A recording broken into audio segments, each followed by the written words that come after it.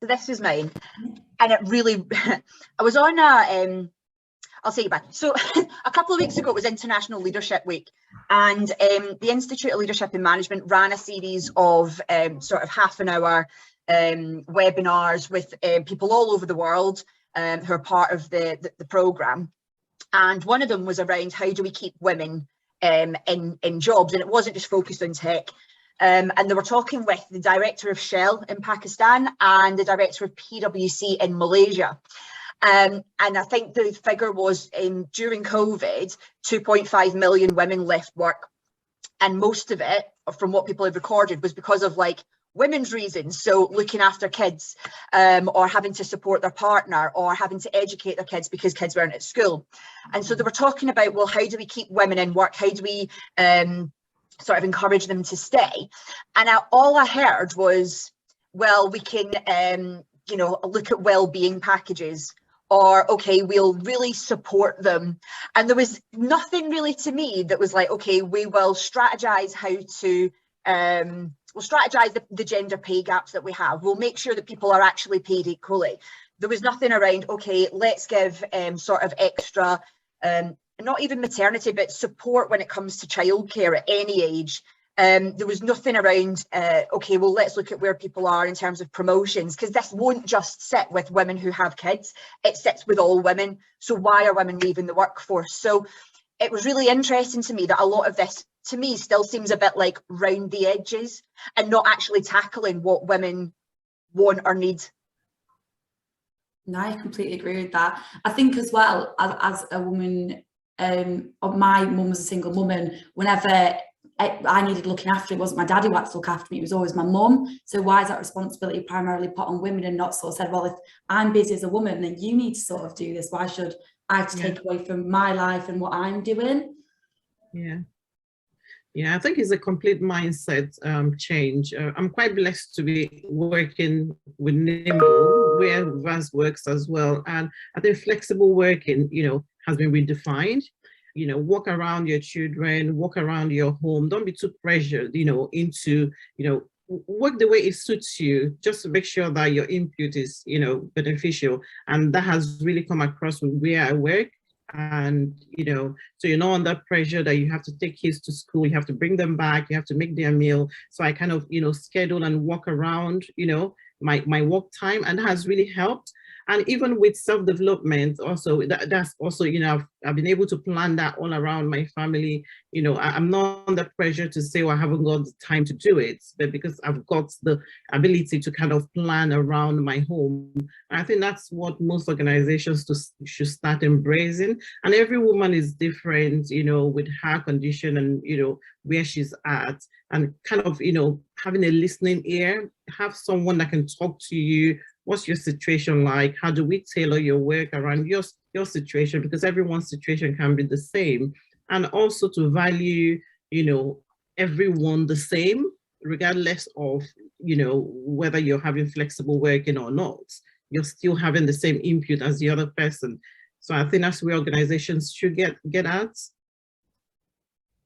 I totally agree. There's a couple of things. At a previous employer, I was gender equality lead, and we actually did a survey because we had some absolute cliff drops of when we lost women in the organisation. It was a tech organisation. We were great at bringing gender parity in, and the stats were amazing and much better than the industry average. We lost them at mid-management, and you know, I still probably don't fully understand the extent. There were some different factors we were looking at the speed of which people progressed, how quickly people put themselves forward for promote, and different factors. I think there's something in there about value and feeling valued, and parity on multiple different factors that all add up to kind of like how you feel and your kind of longevity in that organization.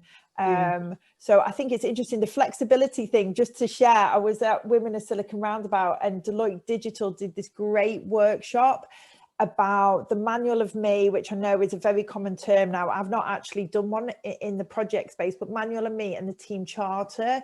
So just back to Ada's point about that flexibility, we all have different things, whether we're working parents or not, that kind of impact our working life.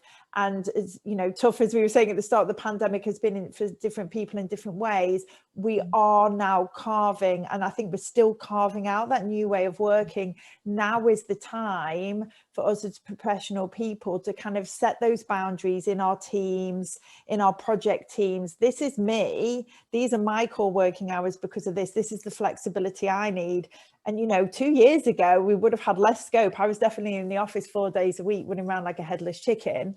I still run around like a headless chicken, but it's a bit more on my terms when I go into the office, etc. So there is that flexibility that I now get post-pandemic that definitely helps me and my personal situation. So maybe there's some actual things in there, practical things that we can take into the workplace to help with the flexibility, which I think is a point about why we do lose so many people, because professional services used to be so rigid. It was actually a little bit archaic in our ways of working, even though we delivered very modern tech. It always made me laugh a little bit at how disjointed it was. But I think post-pandemic, we've got an opportunity to change that. How mad is it that it's like a pandemic for us to look at working practices? Wild, honestly. You almost just laugh at how ridiculous it used to be, like the volume and the amount of time for everyone in the office and what had to give in order for people to just be there. Don't get me wrong, there's pros and cons, but yeah, the inflexibility is absolutely insane in hindsight. Laughable. It does make me laugh. Yeah. One of one of my old workplaces, they published a gender pay gap report. And it really wound me up, because whilst they published it and they acknowledged that they had to do it, they did nothing about it. And they were just like, okay, we've done it now. There you go. And when I went to HR and I was like, okay, so what does this mean? What's the strategy? Because at board level, you've got 7 males and 1 female. The female is the daughter of the founder, and there is a 71% pay gap, which you've published. I'm not for nepotism, but still, it seems a bit off. And then across the rest of the organisation, it's 25%. So what are you actually going to do about it? And they were like, don't know. No idea. What should we do about it? And I'm there going, I think it's time for me to move on. And it's things like that I'm a bit like, it blows my mind, I think. And maybe it was because it was a male-dominated company, you know, at the top, and there was 700 staff or whatever. But that to me is just so mind-blowing, and I don't think anybody, you know, here has probably seen it as bad as that. Maybe you have, but that's very, very recently. So, you know, how do we encourage companies? How do we encourage our male counterparts to be able to say, right, okay, seriously, this isn't okay? How do we get them to move forward in their thinking as well? Yeah, I think for me, fundamentally, there shouldn't be an option to say, well, we can do something, but we've chosen not to. They should be held accountable to that. It should be regulated. Like, there should be first of all, it's really gutsy of them to publish that and then say, here you go, but we're not doing anything about it. But they shouldn't fundamentally be able to do that, in my mind. Like, that should be regulated. It should be actively discouraged across the news, everywhere. That is just not acceptable, because it's almost like a mockery to women. And no wonder you would have moved on from that, Mhairi, because who would in the right mind stay in that? It's absolutely bonkers. So I think the key to that, though, is that we talk about diversity and inclusion. We talk about diversity a lot, but we don't talk about inclusion. And actually, a lot of women leave because they don't feel included. And that requires that you're going to have allies within the business that really are going to be inclusive.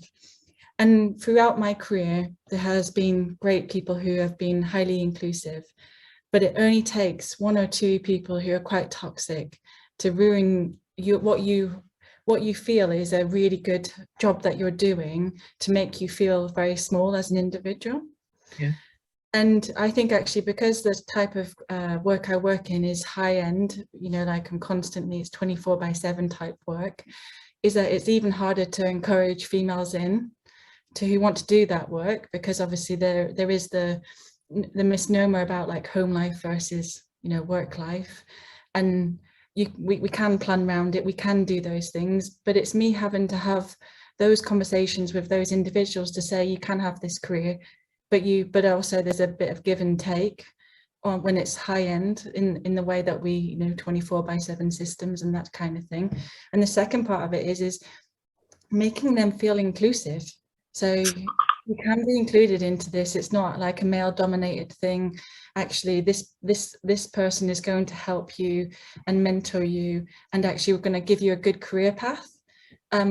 And what was missing for most of my career, because I pushed through my career, was that I had nobody who really mentored me in any way, shape or form until actually a couple of years ago. So for me is that actually what needs to work is actually a more inclusivity at actually the businesses that you work at. Because gender pay gap, yes, it needs to be fixed. Yes, we need to work on it more, but actually in businesses themselves, they actually need to be far more inclusive, to actually being open to having the hard conversations around flexible working. Is it really flexible working, or is it just adapting to somebody's life because there's work-life balance? It's just those really hard conversations that need to be had. Yeah, I read, just on that point, I read an interesting fact the other day that 85% of women make the buying decisions in a household. And I think, well, you could argue, well, happy wife, happy life and all that, but there's also reasons behind that, like we are organised. And when you compare that to board meetings and decisions there, that percentage drops dramatically. And we need to look at why there is a difference in that. And also on that regard, I've been in some meetings where it's like, oh, well, she's bossy, isn't she? And we need to take away those sort of really negative, unconscious bias language where, well, the woman, you wouldn't turn around to a man and say he's bossy, he's outspoken. It's, well, they are getting their opinion across, and we need to take that language out of it as well.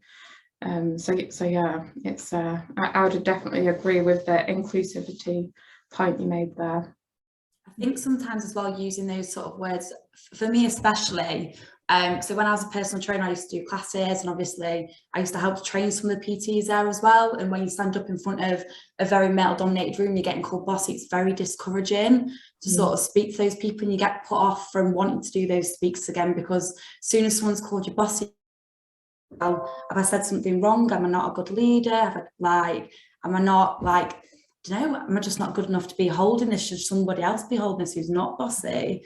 So yeah, really uncomfortable though as well, because something like that is very pointed and it's been said to make you feel uncomfortable, and that I just don't understand. I'm the kind of person as well that I'm petty enough to get into a tit for tat with someone, just be like, I'm bossy, well, you're a dickhead. But that, I think, Jayne, you're absolutely right. Just the language needs to change, absolutely. And yeah, I am bossy, but I'm great at my job, so. No, completely agree. It's just massively put down language, and I think it is used, like you said, to just sort of put people down and to make what they've said seem less than what it is. Definitely. Yeah, and it's language. I appreciate it's not part of a specific question around how do we keep women in tech, but how do we get women to apply for jobs? I think personally, when I look at some of the job descriptions, they can be quite off-putting for me. Like if you use a word like competitive, fast-paced, like for me, that's not gender neutral in the fact like it can put you off. You want to be celebrating more like collaboration over competitive and fast-paced, so fast-paced as opposed to like continuously growing, let's say, soften it a bit more. What word do you think would be better? Because obviously from a recruiter's point of view, it's always interesting to hear what sort of word do you think would attract you to a job as a female?